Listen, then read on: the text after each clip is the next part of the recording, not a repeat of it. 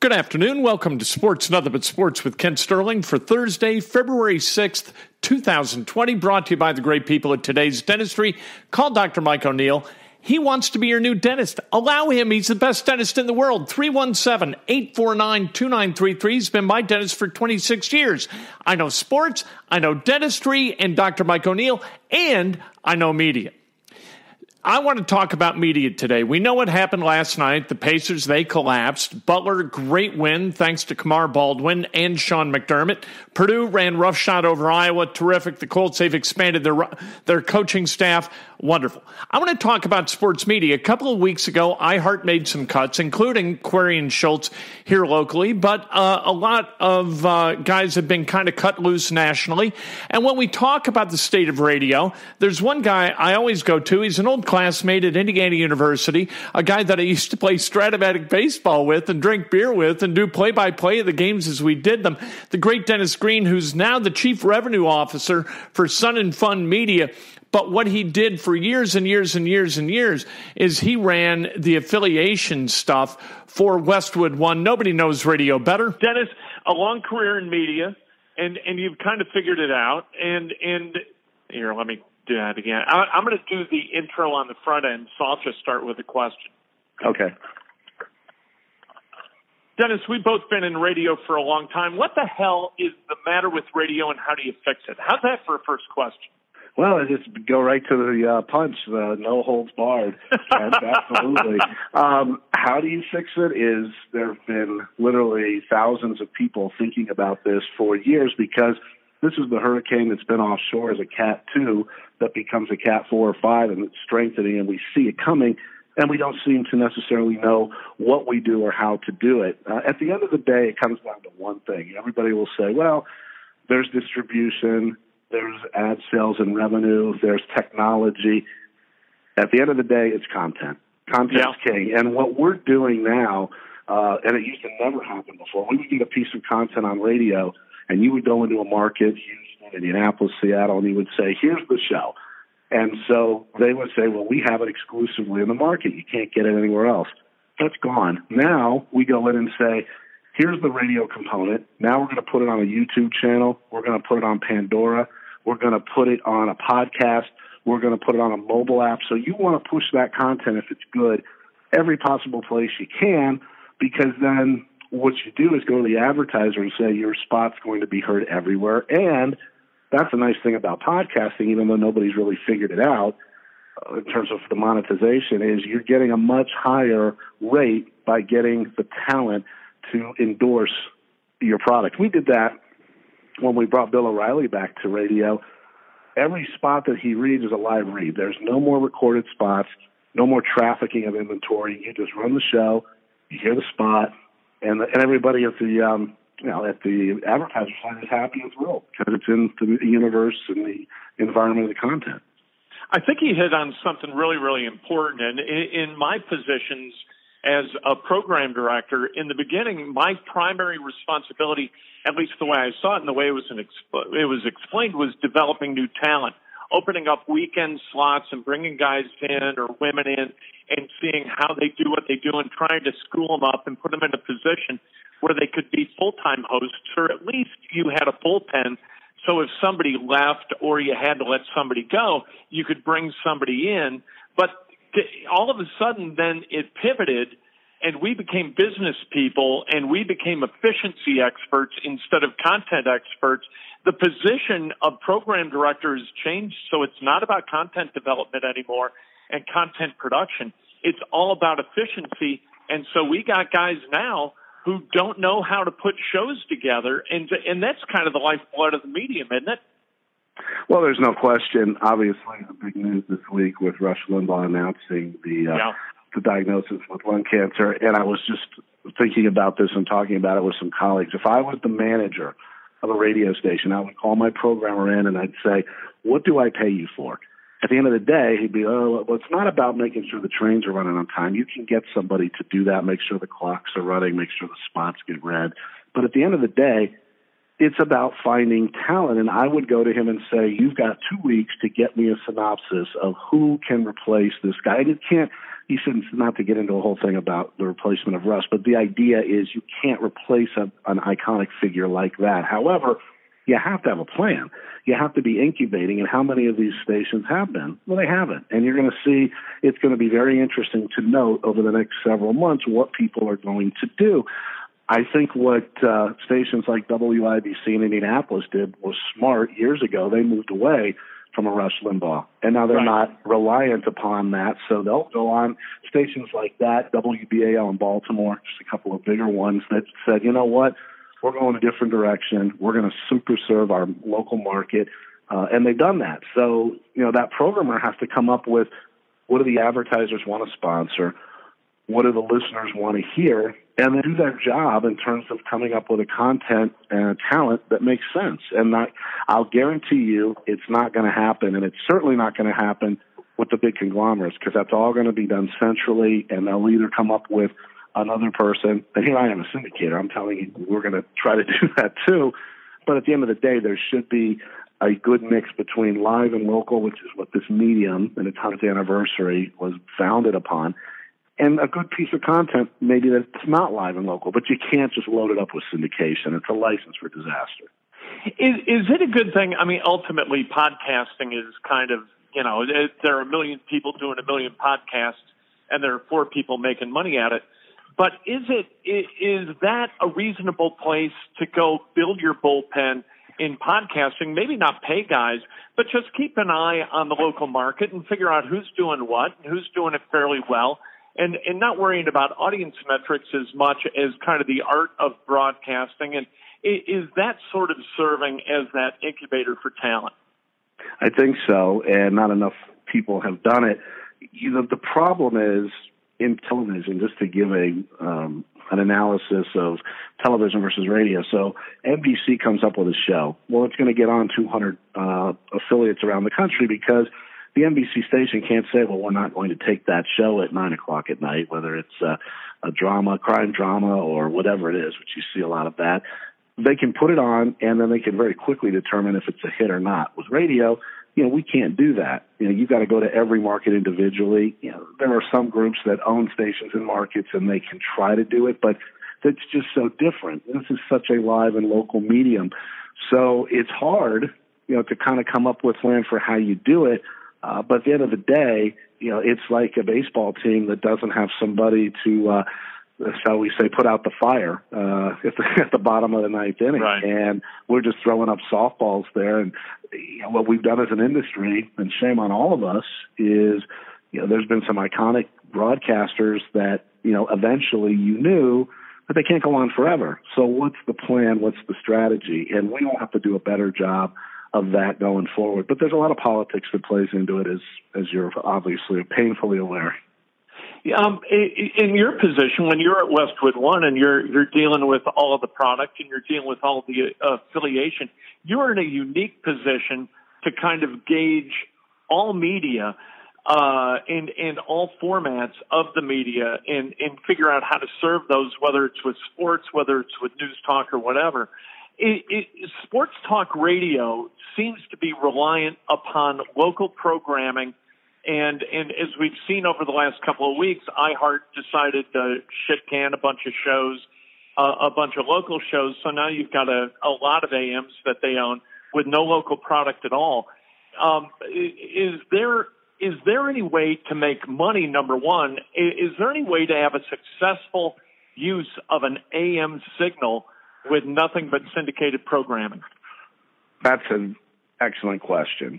So I don't think, and I'm probably one of the proponents, but sitting here in New York, all of the big stations, and 2 of them that are on the top billers in the country, 1010 Wins and WCBS, are all news stations. But that's in New York. You're not going to do that in Pittsburgh or Indianapolis or other places. Then you have the 2 big talk stations here, WOR and WABC, which are ratings challenged, but they're all on the AM band. There is not a spoken word format on the AM. On the FM. So they do work, and when you look at stations like KFI in Los Angeles, WLW in Cincinnati, they're still doing well, but it's a handful. There's a lot of them, and the other problem is they're up at the 1430, the 1520 end of the dial.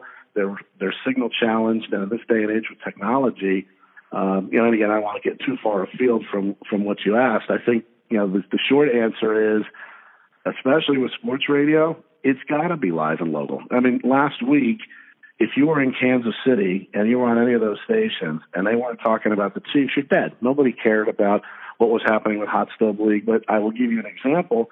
Here in New York, and I was listening to The Fan last week, and I think it was the Thursday before the Super Bowl, and they were talking about pitchers and catchers reporting next week, and they're talking about the injury to one of their guys, and is he going to be ready in time? It's like, wait a minute, there's a Super Bowl going on in 3 days. Why are we not talking about it? Well, in New York, Kansas City, San Francisco, Super Bowl probably, and again, I haven't looked at the numbers broken out market by market. I don't know that it was up as much as other markets because the level of interest wasn't there. And that's always been the challenge with sports. There's very few, Dan Patrick, I guess you could still call him Coward in, Jim Rome certainly from a long time traditional standard, but that's really hard to find stations and talent that have had a long run of success nationally in sports. It doesn't happen.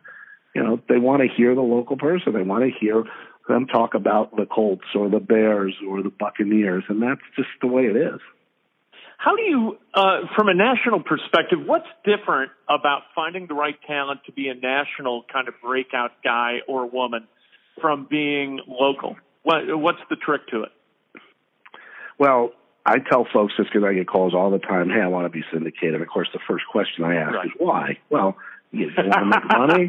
Well, sure, everybody wants to make a buck. But what are you trying to accomplish? I used to tell this to Tom Likas, who's been a friend and a guy who's been in the business for a long time or was on terrestrial radio. And, Tom would say, well, how come we're not on in, make up the big markets, Seattle or Houston or Atlanta? And he'd say, I got these stations in Lake Charles and I got the station in Wichita. I said, well, look, it's really up to you. I mean, what's important? Are you looking to make money, which everybody's looking to, or do you just want to say I'm nationally syndicated and, that you could not be in a lot of big markets and it's not going to be a big money maker, but yeah, you could say, yeah, I'm syndicated. You've got to do it in a way that, the technology, I'm sitting here in New Jersey speaking to you, you're in Indianapolis. You can do a nationally syndicated show anywhere. I mean, you don't have to come into a studio and be behind the glass, which on another subject, I think is one of the other problems that we have because you lose the intimacy of being there with your producer, call screen, engineer, et cetera. Sure. But yeah, now everybody can do it anywhere. And as long as I know people will say, well, where's that show coming from? That's a good syndicated show because the audience shouldn't know. Stern was different. He was in New York. He talked about it, but that was one example. I'll bet you can pull some of these national shows and they don't tell you if they're broadcasting from Dallas or Los Angeles or Miami or wherever. They just broadcast and they talk about issues and they try to polarize people from coast to coast, town to town, up and down the dial. It's hard, because again, somebody out west may not want to talk about something that's out east, but what polarizes everybody? Well, right now, obviously the impeachment and the pending election and the unrest in the Middle East, or more importantly, the markets and how that's going to impact. You can get through that, but there could be a big story that's news in Milwaukee that's not really rising to the level of national. So you got to find the person that can kind of skirt the line between making sure they take care of their local market and while also hitting critical mass on a national level. And that's the tough part with ESPN. Right, because all sports to me is local. So if you've got ESPN, and I know that it's changed a little bit as to, what are now their O&Os and what were their O&Os, but they were super serving the markets with O&Os at the expense of those markets without. And if you're talking about Chicago sports, you might mention the Blackhawks. Well, there isn't a person in Indianapolis other than fans of the Indy Fuel. The Indy Fuel, they're a minor league team here. They're kind of the AA affiliate for the Blackhawks. There aren't 5,000 people in town that give a shit about the Chicago Blackhawks or the New York Jets. When Greening was on with Golick, I mean, it was always Jets talk. You're like, for the love of God. When I was programming ESPN affiliates, I'd call Scott Masteller and I'd say, please don't talk about the New York Jets anymore. it is what's relevant locally. Do you know Steve Reynolds, Dennis? Yeah, sure, from the Carolinas. Yeah. Talent coach. Mm-hmm. Great guy. And what he always says is, here are the 4 things you got to hit. You've got to be relevant. You've got to be authentic. You've got to be fun. You've got to innovate. You do those 4 things, you're going to be okay. But those 4 things are a little bit different from market to market, and that's kind of that's the magic of local radio, right? You've got to. You mentioned relevance. You've got to hit relevance, but you need talent to be authentic too, and you got to have a little fun. Well, all of those ingredients. And the other thing is, it's sort of brand building. Think about ESPN. So ESPN in Chicago brands themselves as ESPN Radio 1000. Now, right. They could be Radio 1000 and talking about the Blackhawks, but they put that ESPN brand on. And now what has that done for them in Chicago? I think you'd have to call, Jim Pastor and now Mike Thomas, who's there, and say, what does that do for you? Yeah, I don't know what it does. I mean, we had that with CBS Sports Radio, which we did when you were running 1430, and it became down to a cost situation. We went to a lot of stations in markets like Hattiesburg or Murfreesboro, or name the boroughs. Or I like to call it the Vills and the Bergs. Go look in the Vills and the Bergs and see what they're doing and what access to talent they have. And in many cases, they don't. So they're starving for what would be important. Well, ESPN would, or CBS, or Fox. They're big national brands. But I would argue with you that the brand in Chicago, in this case, not to keep picking on that one, is AM 1000. Or here in New York, WFAN is a perfect example, the being of all sports radio. They're WFAN. They don't need to brand as CBS Sports Radio or anything else, and they don't want to. But in some markets, you need that as a way to say, oh, CBS Sports Radio, big brand, national, I get it. But you need stuff. That's why you had your show locally on 1430, so at least they had one day part. But it's hard. Jim Rome's leading into you, and Jim's talking about his horse races because he's got an owned horse in the fifth at Belmar. It's like, well, that's great, except Kent's going to come on and he's talking about the Hoosiers or the Pacers, and how are you going to be able to convert that when they hear him talking about the horse? They're going to go somewhere else. Then how do you bring them back? It's fortunately we have social media today, which helps. But in terms of traditional, very difficult. And again, going back to my earlier comment, in that case, you're faced with 1430 on the dial, and nobody under the age of 50 even knows where to find 1430 on the dial. And even more importantly, you go into some of these newer cars, you can't. If I challenge you to find a station on the AM band, whether it's 1070 or 1430, no one even knows where to go get it. It's crazy. It's really interesting you bring that up. When we launched 1070 The Fan here in Indianapolis, we were aggressive with ESPN because the people above me thought that was important, that branding kind of set us apart and made us sort of a major league station rather than having the content do that for us and being sort of a slow grow. They wanted splashy, so let's get the red circle in there someplace in the logo and communicate ESPN when really what we're doing is self-defeating. And that was an argument that we had internally when we did that, and it made sense at the time, at least to me. This is the way I reconciled it in my own head, in that we only had 4 hours a day that were going to be local at the start, and then we were going to can Cowherd and replace him, and we did with Dan Dockich. And it's become much more local and much less ESPN. But to the extent that they air like Wingo and Golick at this point, they've totally buried that aspect of the station, and they trumpet the localness of the thing, which is exactly right.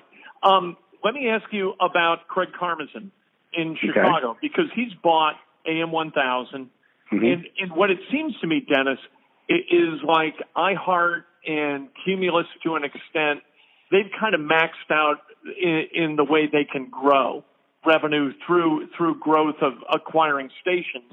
They've trimmed all the excess, and they seem to be in the process, perhaps, of selling back to local ownership groups like Karmazin's, and that is going to somehow reinvigorate the medium. Does that make sense? Well, I think it comes down to a business proposition. So in that particular situation, and Craig has ESPN. By the way, Craig has been a huge proponent of ESPN and has deals with them on all of the stations. In Cleveland, they're branded as ESPN Cleveland. And then you get to hear their local reporters when you go listen to or watch a Sports Center. You'll hear them when it's a story about something with the Browns. They'll have the Good Karma station reporter that's on saying it's ESPN Cleveland. So it makes the brand even bigger. And when it comes down to when ESPN Radio launched, it was a brand extension. It was a way for them to get more people to the brand. And now you would say in a digital world in 2020, do they really need that anymore? The answer is no. They'd like to keep it, but they don't want to pay the cost of operating these stations. So they lease the station in New York through Emmis, that still owns it.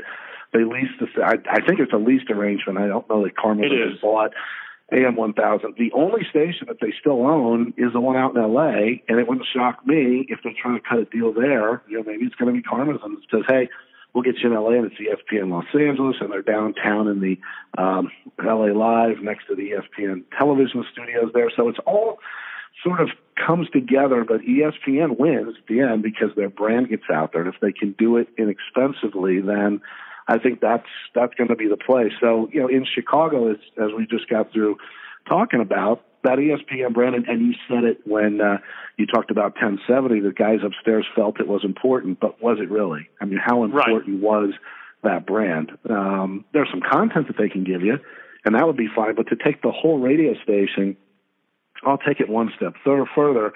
When I work with Cumulus Media Networks, they left ESPN when we launched CBS Sports Radio, and we moved all of the Vills and the Bergs, if you will, the small markets stations over to CBS Sports Radio. Well, what did that entail?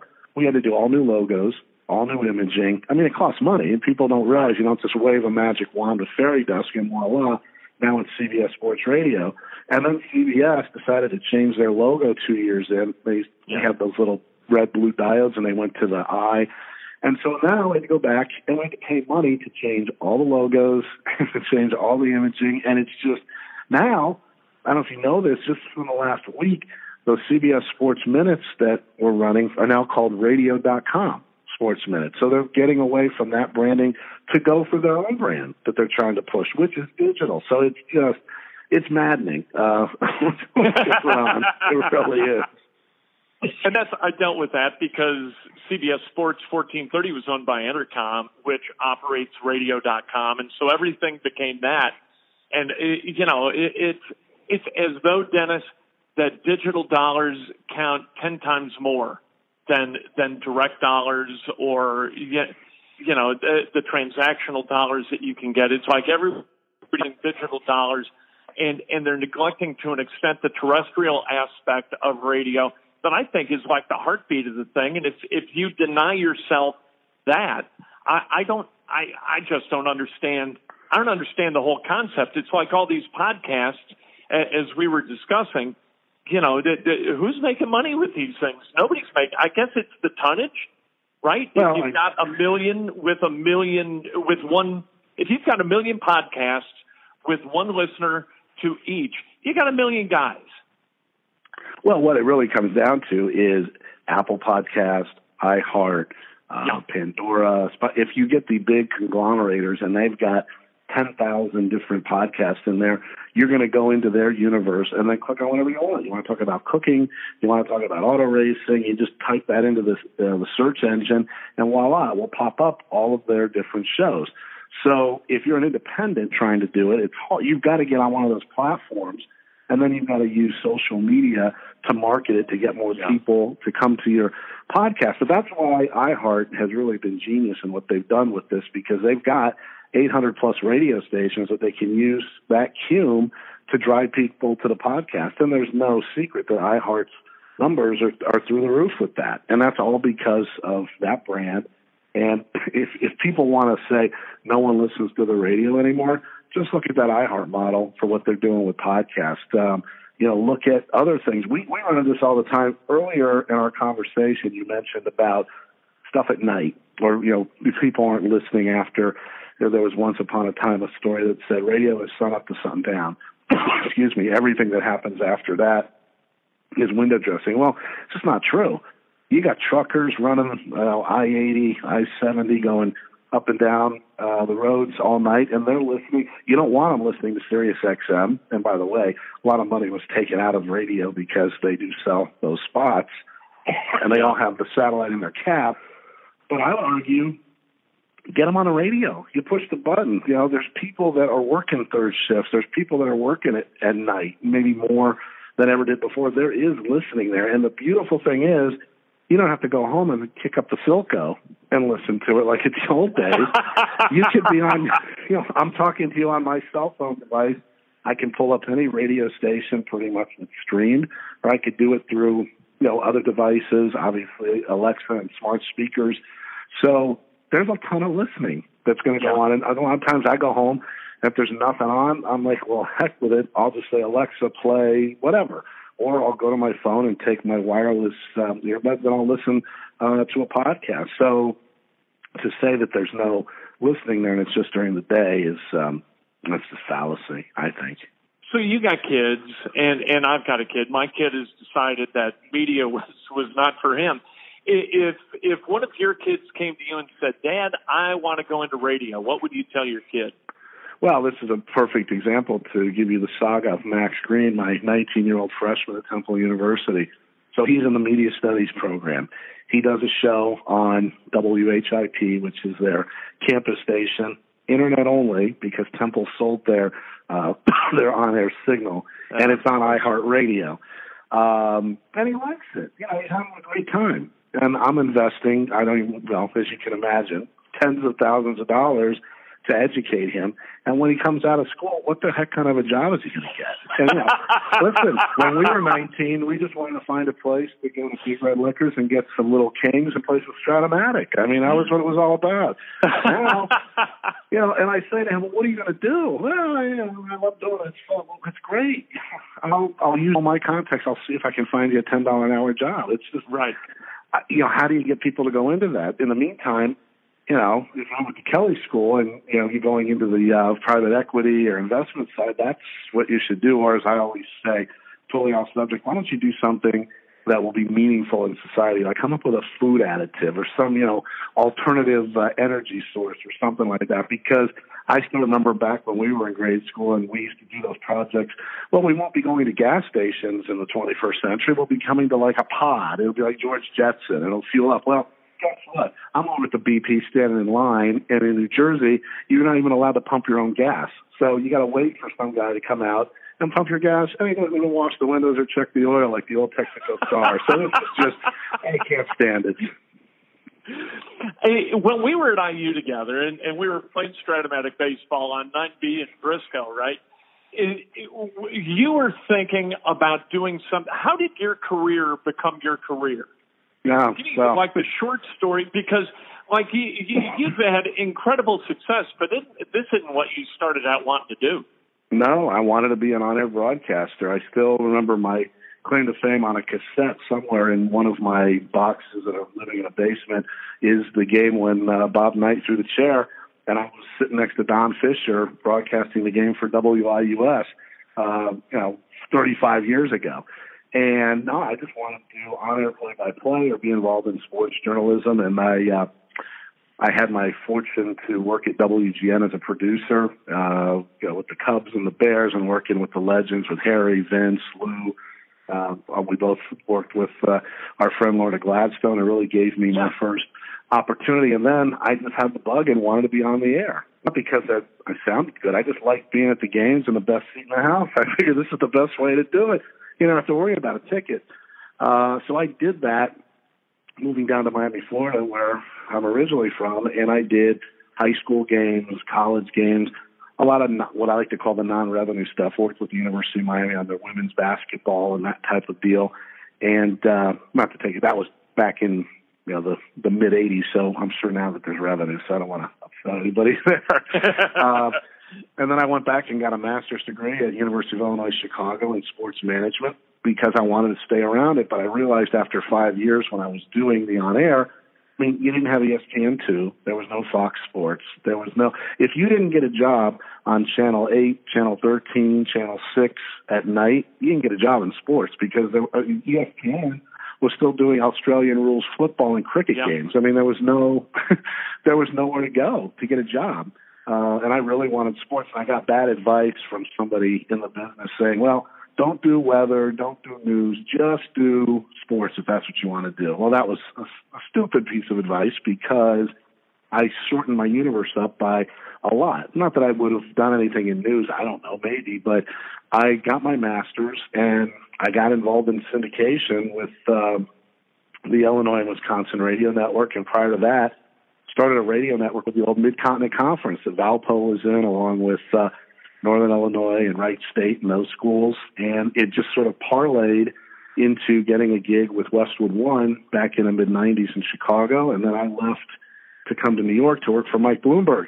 So we're not shilling for the 2020 Mike Bloomberg thing. That's another podcast as to how that whole thing goes. But I came to work for him and eventually went back to Westwood, and I've enjoyed the syndication. I was told by a guy named Joel Hollander, who you may know, who was one of Mel Carlson's disciples, ran the Fan, and he came to me at one point, and I guess I was good at what I did. I just liked talking to stations about content and figured I knew what decent content was, and I certainly wasn't syndicating myself.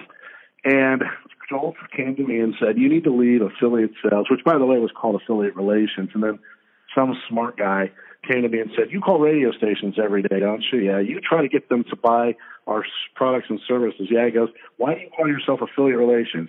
Change your title immediately to affiliate sales. I said, okay. And that was that. I don't even know. Wow. You know, because we never call it affiliate sales, but now that's pretty much adopted as to what it is. So Joel came and said, you need to get out of affiliate sales. You need to get into ad sales. That's where the money is. The rest of the stuff is just arts and crafts. And I said, listen, Joel, that might be, but try painting a picture without my paint or without my brush. It all has to go together. And it goes to what you said at the very outset of this conversation, is that the guys on the revenue side have always there's always been this rivalry. They don't fully respect necessarily what the content guys do, and the content guys don't understand the sales side of it. And then you've got the engineering guys that say, hey, guys, without us, you're not on the air. Right. Right. You know, trying to get everybody together. There was always that infighting, but I liked what I did. So I kept doing it, and it's been a great career, fortunately. Probably took me longer to get to a point where I felt, hey, this has been pretty good just by going through the affiliate sales route, because I usually don't hire those people to come in and be the big bosses. They hire the sales manager, they hire the director of sales, but you don't see them coming. You certainly don't see it coming from engineering very often, although one of the most successful guys, Randy Michaels, is one of the best engineers you'll ever meet.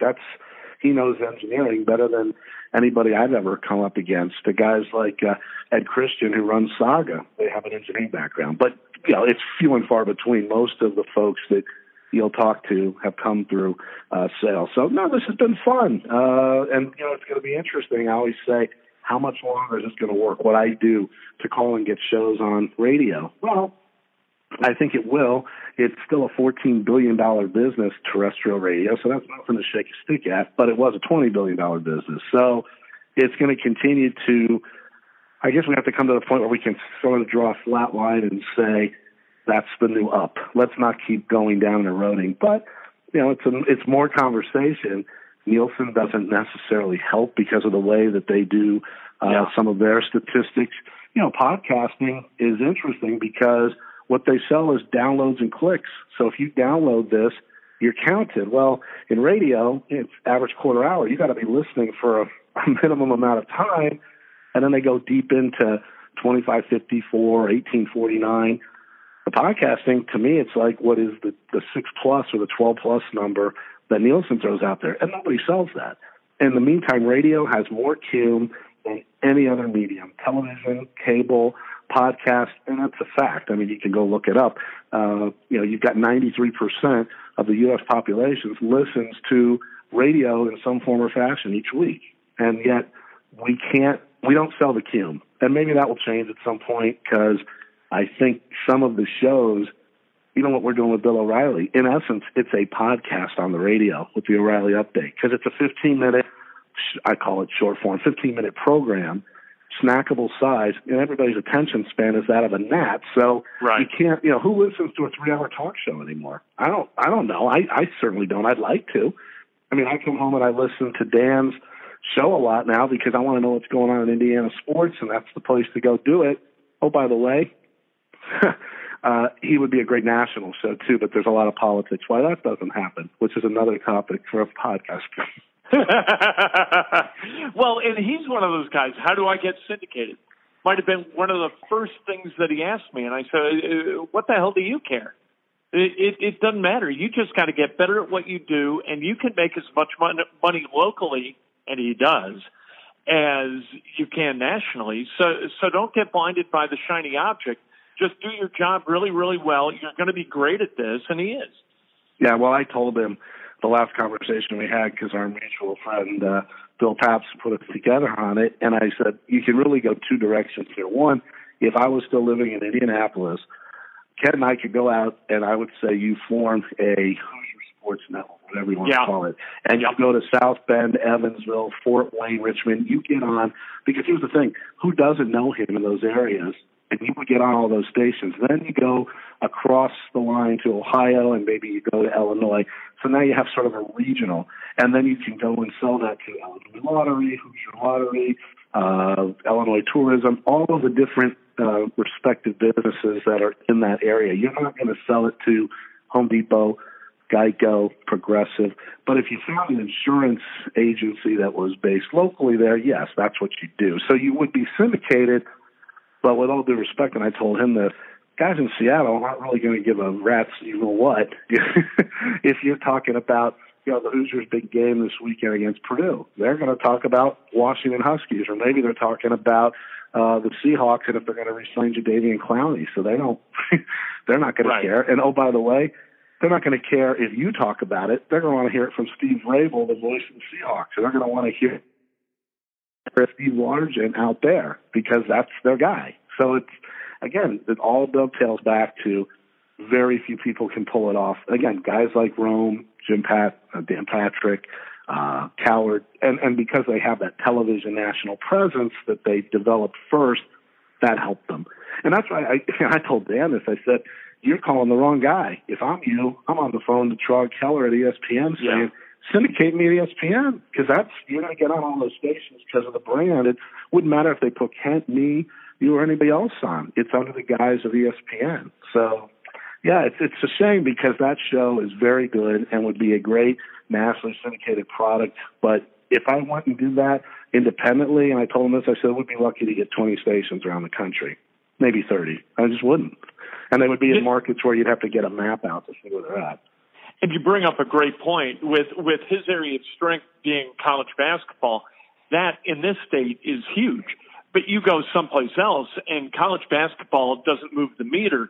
When we had Colin Cowherd on here at 1070, and the reason we dumped him is he talked about college football and really Pac-12 football relentlessly, and nobody cares about that here. Indiana and Purdue, people care to an extent, but if you talk Indiana basketball, all of a sudden you're hitting that relevant spot, that sweet spot with people. If you're talking about college football, that's a no-go. And so Cowherd just wasn't, no matter how good a talent he is, if you're not hitting that relevant button, you got nothing. And Dan's relevance is, despite the fact that he can talk college football and he can talk the NFL and he can talk the NBA, his brand value is within college basketball. And so if you're not super serving there, then you got a problem.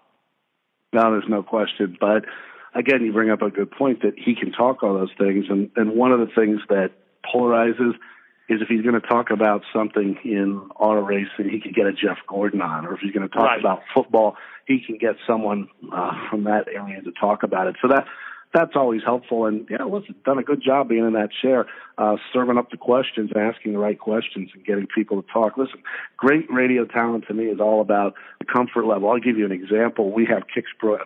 I don't do that anymore, but when I was out Westwood and we had American Country Countdown with Kix Brooks, that was a situation where there was a broadcaster, Bob Kingsley, who's recently passed away, that did a country countdown show. And the decision was made to go get a country artist. He got one of the most award-winning country artists of all time from Brooks and Dunn, and you brought Kix Brooks in to host it. Well, Kix wasn't a broadcaster, and the show at the beginning was really not very good, but it evolved and got better.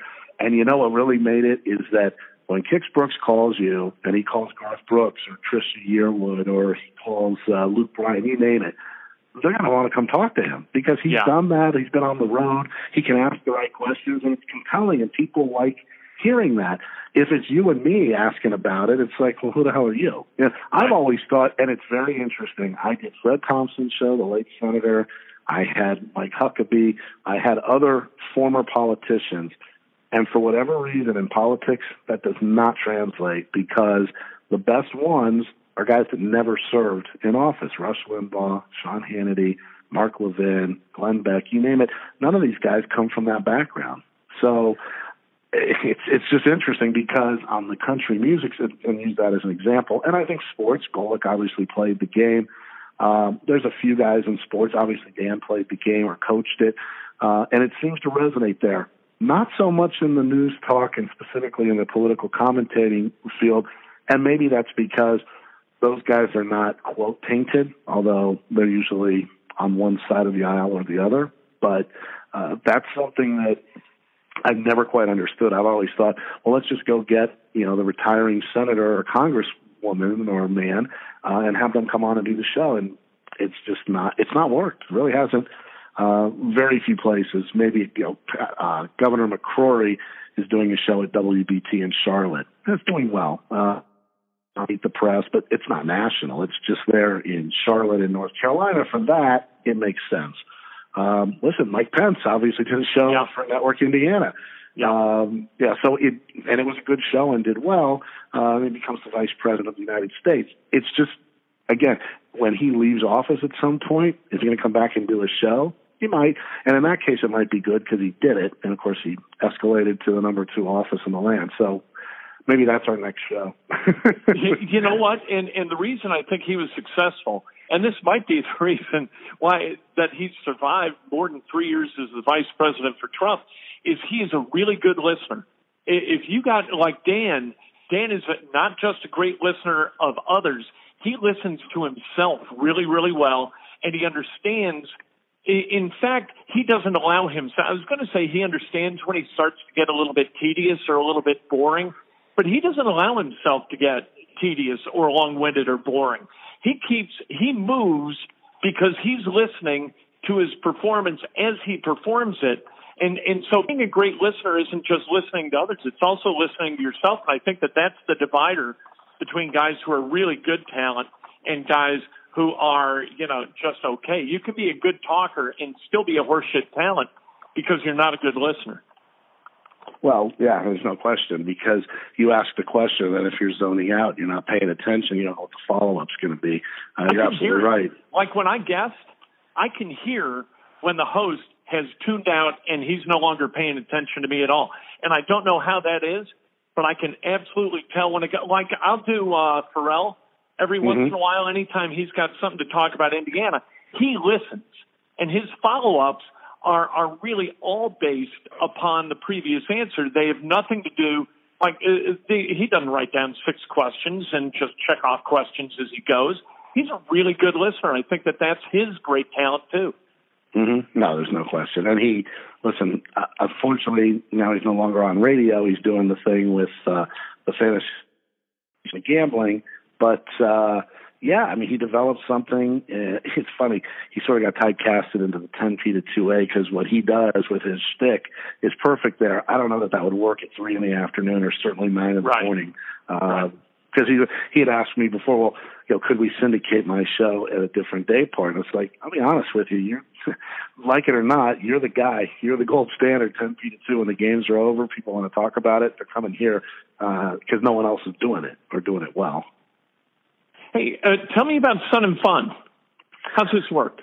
So Sunfun Media, is the affiliated company or parent company of Key Networks, which we just formed within the last year. And Sunfun's been around for 23 years. What they are, is give you a top line.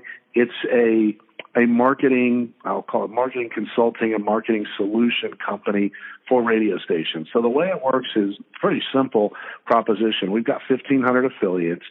The inventory that we get, the barter that's sold by Premier, we have a contract with them, so they sell that, and that's been helpful to us because probably more than 50% of our business is coming from the iHeart-owned stations, which is great. But we have all kinds. We've got Entercom, we got Beasley, we got Town Square, you name it, we've got them. And what we do is this. We come in and we find out what are their marketing needs. Do they need to pay for billboards? Do they need to wrap their station vans? Do they need vacations or trips that they want to market? Do they need a bill payer? We even do a bank where we say, look, we'll give you X amount of dollars over the course of the year based upon your average quarter-hour number in Nielsen 2554. We've run scenarios, and we tell them this is how much inventory you'll have to run in these parameters and day parts on these stations over the course of 52 weeks, and we lock it in as long as the inventory runs. And the good news is, knock on wood, 99% of the time we don't have an issue because unlike a show, if they stop running something like this, we'll stop payment or we'll just take away the trip credits. And it's all done on a very nice, internal situation with our fulfillment team. If they want to do trips to the Baseball Hall of Fame in Cooperstown, for example, and they're a sports station, we can do that. We'll book the hotel, we'll book the air, we'll book other things around it. So that they can use it as an incentive. One of the other things we do a lot of is gift cards. We do about $2 million a year in gift cards. And what do we do with them? A couple things. One of the more popular uses is the manager will say, look, I don't have any money to incentivize my guys. They cut my budget, but I'll give you some barter. You send me $5,000 worth of gift cards. I'm making up the number just for explanation purposes. Right. But what will happen is they'll get those, and then each quarter someone makes their number. They're up $500 or $1,000 of gift cards. It's a great deal. We also use that as a promotional tool, which works a lot of times in the medium and smaller markets. So, for example, we could go into, let's just keep picking on Indiana. So you go into Evansville, and you say to the station, here's the deal. We'll give you X amount of dollars of gas cards from BP or Amoco, whoever it is, or Marathon, obviously big in the Midwest. So we'll give them those. We'll get the barter. What they'll do then is go to the local Bob's Marathon and say, hey, we're going to do this sponsorship, and on Friday we're going to give away a free gas card. We'll call it Free Gas Friday for the 10th caller. And then everybody that goes into Bob's Marathon on Friday between 10 and 2 gets 10 cents off premium, something like that. Right. So we do that. We did a deal where a station was doing an Alexa skill, and they wanted to give away dots. So we paid for those, and then they basically got 100 of these things, and they said, hey, come out to the remote, and we're giving them away if you answer a trivia question or whatever it might be. So we help with a marketing package that way.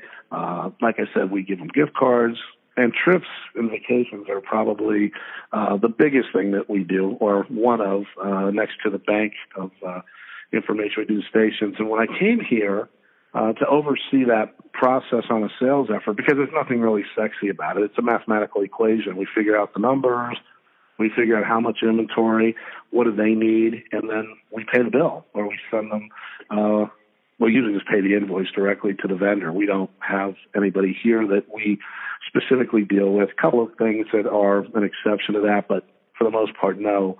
When I came here, I thought, in syndication, when you go out and you say, okay, here's the Kent Sterling show, we're going to give you this show 3 to 6, Kent's going to read liners and promos for you, maybe he'll come to the market and do an event at a local sports bar.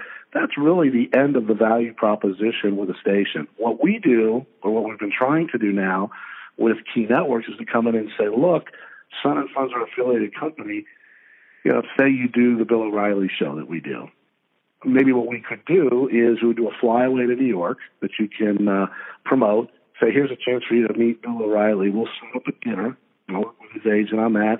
And now we'll do a deal for barter on our Sun and Fun business that says we'll pay for the flights, We'll pay for the hotel. We'll set the whole thing up. And now you have a promotion, and it's helping us in terms of syndication and clearing our product on our affiliated company. That hasn't hit the way I'd like it to. It's been a couple of places where we've been able to do it. But as we evolve and get more shows, I mean, right now, outside of O'Reilly, we're doing a comedy service that we contracted with that we're representing. But we're looking at a few other deals. And we're not looking to be Westwood One or Premier. We can't. I mean, the whole company's got 12 people. And all of my reps are independent contractors all over the country. They go out, they sell, they get their commission.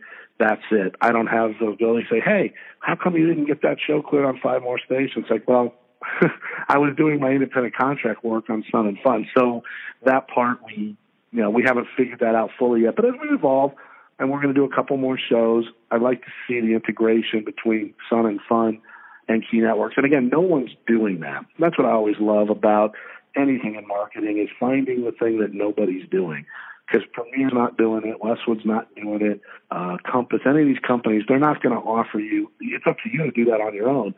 By the way, you could sign a Sunfun deal with me for a promotion on a show that I syndicate. I don't care. As long as we get the barter inventory, that's our currency, and that's where we make our money. And it's a very successful business. It's been around for 23 years, and as long as radio stations need stuff, we do it. And we branched into digital a little bit. There's been a couple of digital companies where we said we would monetize the impressions that they deliver, the digital impressions, and we'd give them, again, some of our services, whether it's trips or bill payer. It gets a little difficult there because at the end of the day, we didn't reinvent the wheel. We're not doing anything that's chart-breaking or that you had to go to Wharton School to figure out. All we're doing is we're saying, because we don't have a warehouse here, I don't have any set hotels or airlines we deal with. We use the main websites for different travel and find the best deals, and that's how we do it. The genius of this, to me, is being a guy who's sat in a million budget meetings with corporate guys trying to explain why we need this pricing or why we need this imaging or whatever we're talking about. These things that are kind of line items that normally corporate guys like to draw a line through, is I don't even need to deal with these guys. I don't need to bring this up in budget meetings because it's not a budget item. This is just remnant inventory for a radio station that's being applied to an expense that I would have trouble getting past corporate muster, but it makes me a better radio station. I think it's genius.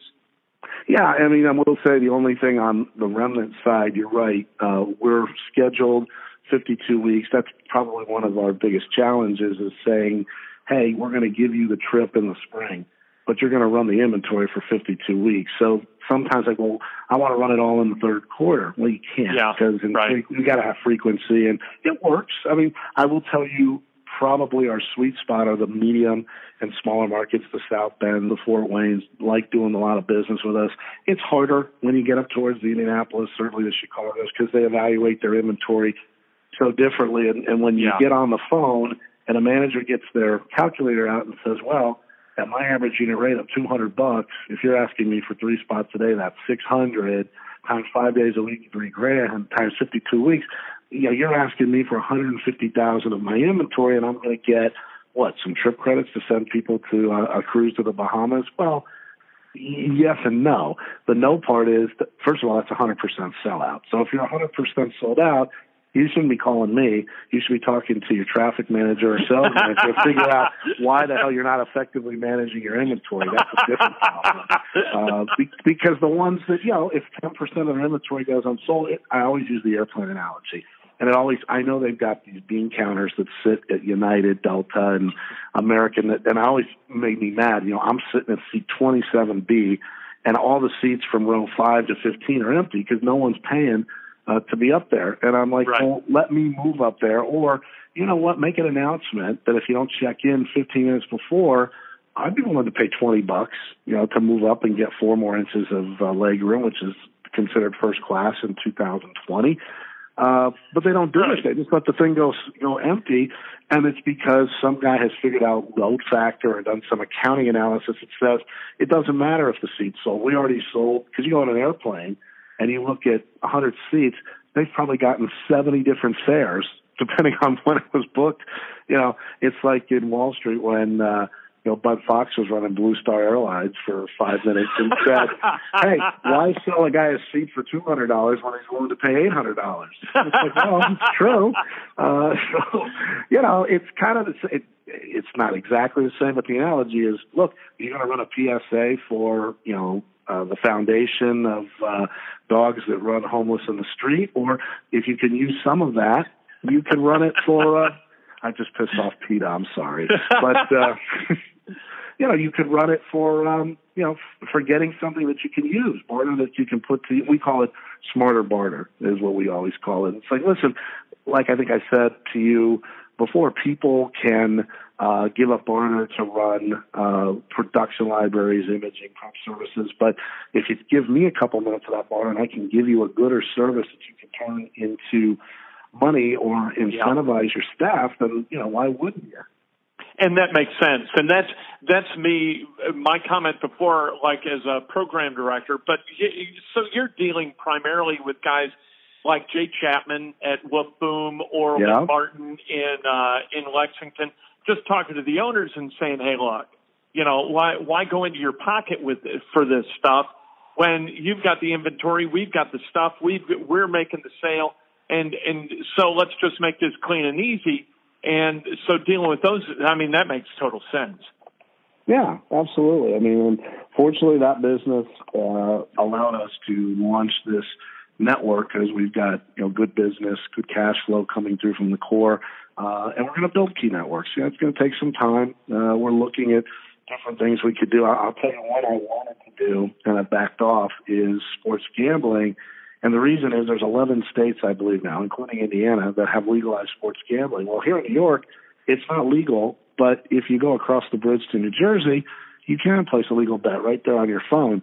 So they're marketing it as, hey, take the train to the tunnel or come on over here and get a drink at a bar and place a bet. Here, I think until this starts to permeate all these different markets and there's more critical mass, because it's crazy. There's probably a dozen shows out there syndicated for sports gambling, and it's not even legal in more than half the country. Yeah, it's sort of crazy. All right, thank you, man. I appreciate it. Great to catch up. And this is by far the longest Sports Nothing But Sports, because it was barely about sports. It's mostly about media, but this is the longest we've ever had, and I appreciate you taking the time.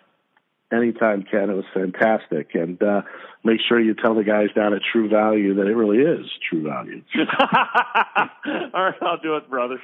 Holy cow, that's a must listen. For anybody in the radio business or thinking about getting into the radio business, a lot to unpack from Dennis Green, the Chief Revenue Officer for Sunfun Media, a guy who worked for a long time at Westwood One, clearing shows, managing shows. He gets radio at a granular level. I thought he hit on almost everything that's really, really important to know about radio today and how this business continues to evolve. We're back to sports tomorrow. Harry's going to ask me questions. That's what we do on Fridays. But tomorrow morning, we're going to talk about sports. What do we got coming up this weekend? We got a huge game on Saturday between the Hoosiers and the Boilermakers down at Simon Scott Assembly Hall. We got another game between the Pacers and the Raptors at home at Bankers Life Fieldhouse. We'll talk about it all tomorrow morning. Breakfast with Kent on Facebook Live, that at 8 o'clock, and then at about 8:15 on Periscope Live and Twitter Live. It's a show so nice we do it twice, brought to you by the great people at Today's Dentistry. Give Dr. Mike O'Neill a call, 317-849-2933. Join me tomorrow morning.